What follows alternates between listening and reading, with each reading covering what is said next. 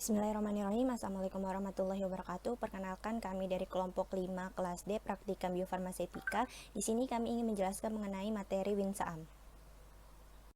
Oke, baiklah, yang pertama itu mengenai pengertian WinSam. WinSam merupakan piranti full lunak versi Windows untuk konsam yang digunakan untuk memodelkan berbagai proses dalam sistem biologis dengan berdasarkan pada pendekatan model kompartemen. Piranti lunak ini dikembangkan pada tahun 1980 di National Institute of Health atau NIH oleh Dr. Ray Boston yang berasal dari School of Veterinary Medicine di University of Pennsylvania, USA. WinSam bahkan mempunyai kemampuan menerjemahkan rangkaian OD sekompleks apapun, cukup dengan menuliskan kode parameter model sesuai dengan kaidah piranti lunak ini. Hal ini merupakan kelebihan yang bahkan tidak ditemukan di piranti lunak modeling komersial seperti Winnolonin dan Kinetica dengan penulisan rangkaian persamaan OD secara eksplisit yang masih diperlukan. Oke, baiklah, yang selanjutnya itu adalah software WinSam dapat menentukan model kompartemen yang dianut dengan melakukan plot konsentrasi obat versus waktu. WinSam merupakan software nidekung yang baik karena memiliki kemampuan diantaranya yaitu WinSam menyediakan berbagai model farmakokinetik atau model kompartemen yang dapat dipilih atau dimodifikasikan sesuai dengan kasus yang dihadapi. WinSam mampu memberikan kemudahan dalam mengevaluasi hasil fitting kurva dan merupakan software garis dan mudah mendapatkannya. Oke, baiklah, yang selanjutnya itu adalah aplikasi WinSam untuk fitting data melalui 3 langkah, yaitu komplikasi model, solusi model, dan fitting model. Penentuan model kinetika yang paling sesuai dilakukan melalui pendekatan goodness of fit antara model visual dan numerik berdasarkan plot key, pengamatan versus key prediksi. Hasil fitting yang diperoleh lalu dievaluasi secara visual dengan melakukan overlay seed-tiered plot. Model ini memiliki kesesuaian yang baik dengan data apabila key plot data penelitian berhimpit dengan key rate berdasarkan modelnya. Baik, selanjutnya adalah WinSam sangat cocok untuk menggambarkan kinetika sistem kompartemen. Kompartemen dianggap mengandung bahan yang homogen atau secara kinetik tidak dapat dibedakan dari bahan lain dalam kompartemen tersebut. Banyak kasus aliran material yang keluar dari sebuah kompartemen sebanding dengan jumlah material di dalam kompartemen, dan ini dikenal sebagai kinetika order ke-1. Oke, secara umum, fitur penting dari perangkat lunak permodel yang baik harus mencakup kemampuan untuk mendimulsikan sistem, menyesuaikan model dengan data, menyediakan ukuran ketidakpastian estimasi parameter, dan menjadikan ramah pengguna. WinSam adalah program permodelan dengan semua fitur ini. Ini adalah keturunan langsung dari SAM dan Konsam. SAM asli simulasi analisis selama bertahun-tahun. Boston dan rekan kerjanya di National Institute of Health secara bertahap-tahap mengembangkan SAM menjadi Konsam, menjadi SAMI, dan terakhir menjadi WinSam. Baik, selanjutnya ini yaitu aplikasi rutin WinSam untuk menyesuaikan model kinetik dengan data penggunaan WinSam, menegosiasi 3 langkah pemrosesan, yaitu komplikasi model, solusi model, dan penyesuaian model. Nah, tahap penyusunan model ini dengan struktur leksikal diubah menjadi persamaan dan bentuk objek yang sesuai dengan persiapan penyelesaiannya. Sehubungan dengan ini, analisis kode ekstensifnya oleh WinSam akan memastikan bahwa spesifikasi model dan data dalam kondisi baik. Nah, selanjutnya ini yaitu prinsip percobaan. Prinsip dari percobaan kali ini adalah komputasi dan WinSam. Untuk komputasi itu sendiri berupa cabang ilmu komputer dan matematika yang membahas apakah dan bagaimana suatu masalah dapat dipecahkan pada model komputasi menggunakan algoritma. Nah, sedangkan untuk WinSam berupa suatu program yang berfungsi sebagai modeling dan menganalisis data yang terdiri dari kompartemen satu dengan lainnya yang bertujuan untuk mengetahui bagaimana proses pemindahan materi berdasarkan angka serta notasi yang digunakan. Nah, untuk keunggulan program ini adalah tidak diperlukannya penulisan persamaan diferensiasi secara utuh karena software akan mengenali model yang dituliskan berdasarkan konferensi tersebut. Baik, selanjutnya ini yaitu aplikasi WinSam. Nah, aplikasi WinSam ini terdapat 2 konsep kunci yang meliputi kompartemen dan transfer antar kompartemen. Keunggulan program WinSam ini meliputi tidak diperlukannya penulisan persamaan diferensial secara utuh karena software akan mengenali model yang ditulis berdasarkan konvensi tersebut. Nah, kompartemen yang ada pada dasarnya didistribusi homogen dan transfer antar kompartemen ini menggambarkan proses yang bertanggung jawab seperti memindahkan entitas dari satu zona tersebut kepada yang lain. Baik, selanjutnya ini yaitu keuntungan dari Winsum. Nah, Winsum ini memiliki keuntungan dalam penggunaannya, yang terdiri dari satu set pemodelan dengan model yang mudah diaplikasikan, memiliki persamaan matematika yang otomatis mendasari pemodelannya, sistem linier dan non-linearnya mudah digunakan, hasil data yang otomatis terbaca tanpa perlu menerjemahkan konstruksi model. Serta juga, penggunaan Winsum ini lebih efektif karena numerik integratornya dapat dengan mudah otomatis dipilih dan dinamis, dan juga solusi steady state untuk sistem linear dan non-linearnya, dan kemampuan untuk dimasukkannya data steady state dalam proses fitting model. Nah, aksesnya juga yang fleksibel, konstruksi pemodelan, batch, dan pengolahan interaksi, serta makro editor dan makro processing. Nah, berikut parameter Winsum. Aplikasi Winsum menunjukkan parameter-parameter yang terikat dalam proses berupa IC1, L2,1, L0,2, dan P2. Untuk IC1 atau Initial Conditional, itu menggambarkan dosis yang digunakan atau kondisi awal obat pada kompartemen 1. Nah, untuk L2,1 ini menggambarkan konstanta perpindahan obat dari kompartemen 1 ke kompartemen 2, di mana transport ini diasumsikan mengikuti kinetika orde. Nah, untuk L0,2 ini menggambarkan konstanta perpindahan obat dari kompartemen 2 ke kompartemen 0 atau luar tubuh. Nah, untuk L0,2 ini juga disebut dengan kecepatan eliminasi. Dan yang terakhir untuk P2 itu menggambarkan volume distribusi obat dalam darah.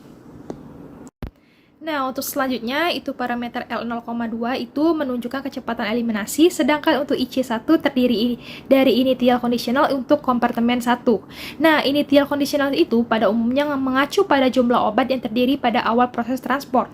Setiap parameter itu diasumsikan dengan 3 angka yang dipisahkan dengan tab atau tabulasi, dengan rincian angka pertama berupa prediksi awal, angka kedua itu berupa nilai minimum, dan angka ketiga itu berupa angka batasan maksimal. Nah, untuk parameter farmakokinetik IC atau initial conditional ini berupa kondisi awalnya. Yang selanjutnya ini, parameter ini mengacu pada initial condition untuk kompartemen yang pertama. Parameter IC mengacu pada jumlah obat yang tersedia di awal proses transport yang akan terjadi. Pemberian obat C dengan dosis 450 mg secara per oral, maka IC yang pertama itu diasumsikan sebagai dosis obat yang diberikan sebanyak 450 mg tersebut. Parameter berikutnya yaitu L2,1. Parameter ini menggambarkan perpindahan obat dari kompartemen yang pertama menuju ke kompartemen yang kedua. Cara penulisan notasinya yaitu L diisi nomor kompartemen yang dituju, kemudian ordinat berasal dari mana. Angka yang dimasukkan itu ditulis 1 dan 0 sebagai angka terkecil dan 100 adalah sebagai angka yang terbesar. Parameter ketiga berupa L0,2 menggambarkan perpindahan obat dari kompartemen 2 ke kompartemen 0. Parameter ini menunjukkan kecepatan dari eliminasi obat tersebut. Parameter lain yang perlu dicantumkan yaitu parameter P2 yang menunjukkan volume distribusi. Hasil dari dalam setiap parameter tersebut dituliskan dengan 3 angka yang dipisahkan dengan tab. Angka pertama prediksi awal, angka kedua sebagai nilai yang minimal, dan angka yang terakhir adalah batasan dari nilai maksimal. Berikutnya itu ada XG2 yang diartikan sebagai fungsi dari data yang akan kita analisis, berupa data konsentrasi pada kompartemen yang kedua. Karena data konsentrasi pada kompartemen 2 ini dikenal sebagai bobot bukan konsentrasi. Hal itu ditambahkan dengan F2 dibagi dengan volume distribusi berupa P2. Bobot kompartemen 2 ini, data dengan dosis mg secara oral dimasukkan kemudian diketik DEC lalu di enter. Ini DEC ini berfungsi untuk menerjemahkan listing dalam bahasa binary atau decking. Selanjutnya dipilih solve yang ada pada komen atau boleh juga diketik kata solve lalu diklik enter. Solve ini digunakan sebagai proses untuk menerjemahkan persamaan, termasuk bahwa persamaan yang dianalisis yaitu persamaan diferensial menjadi persamaan planar, termasuk profil dari kurva prediksi sesuai dengan angka yang kita telah masukkan. Kemudian klik iterasi yang pada komen ada, kemudian klik enter pada keyboard. Iterasi ini digunakan untuk mendapatkan parameter model fitting yang paling baik untuk merefleksikan dari data observasi. Kemudian ketik plot Q1 lalu di enter. Plot Q1 ini berfungsi untuk menampilkan kurva perbandingan antara prediksi Winsum dengan data yang telah kita masukkan sebelumnya. Jika data yang dimasukkan belum berhimpit antara prediksi dengan data kita, misalnya jika prediksi terlalu tinggi, maka kita memberikan nilai P2 atau volume distribusi itu terlalu rendah, maka dapat diperbaiki dengan cara kembali ke Winsum working file, kemudian data ketiga untuk parameter tadi diubah sehingga akan mempengaruhi dari bentuk kurva yang ada. Kurva yang diperoleh dari praktikum kali ini dapat dikatakan baik untuk data residual maupun data Wagner-Nelson.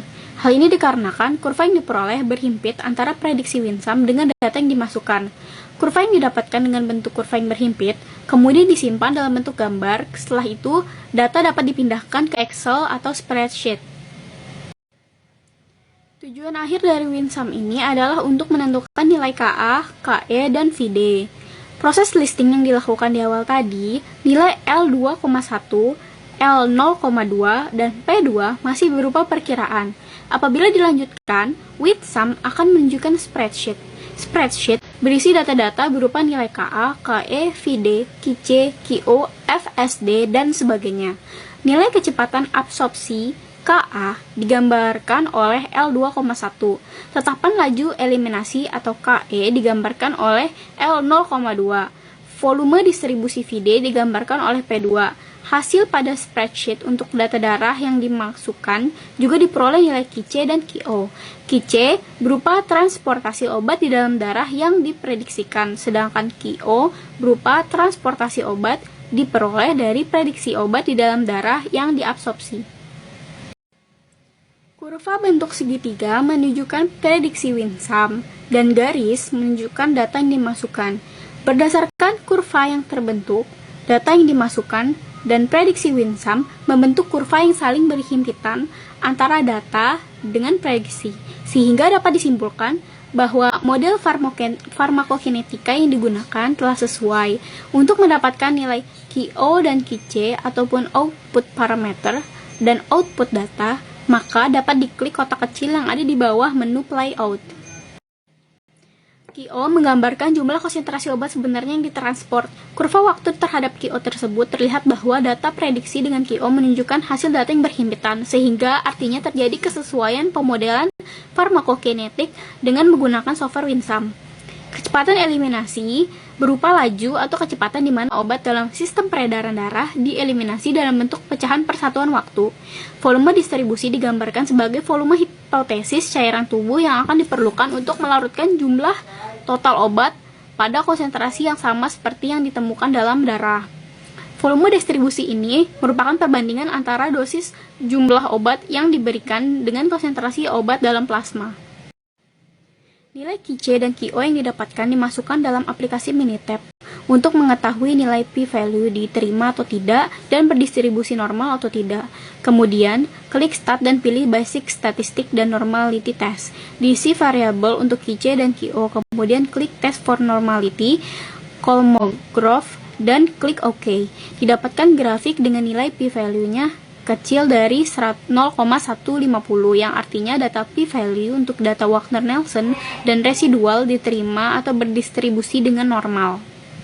Oke, baiklah, sekian pemaparan materi dari kelompok 5 kelas D. Semoga ilmu yang disampaikan bermanfaat dan kurang lebihnya mohon maaf. Wabillahi taufiq wal hidayah. Wassalamualaikum warahmatullahi wabarakatuh.